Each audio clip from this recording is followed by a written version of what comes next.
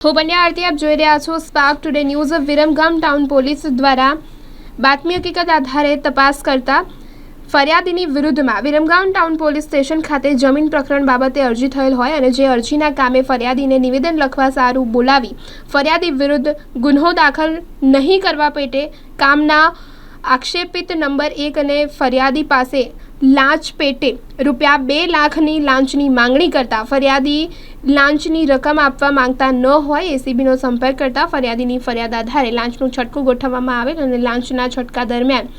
પંચ 1ની હાજરીમાં બંને આક્ષેપિતોએ હેતુલક્ષી વાતચીત કરી આક્ષેપિત 1 અને લાંચના નાણાં આક્ષેપિત 2 ને આપી દેવા જણાવી આક્ષેપિત 2 ને લાંચના નાણાં સ્વીકારી એકબીજાના મેળાપીણમાં બંને આક્ષેપિતોએ પકડાઈ જઈ ગુન્હો કર્યા બાબત જે આધારે કાર્યવાહી કરવામાં આવી ત્યારે કાર્યવાહીમાં તેઓને આરોપીને ડિટેન કરી આગળની કાર્યવાહી હાથ ધરવામાં આવી છે।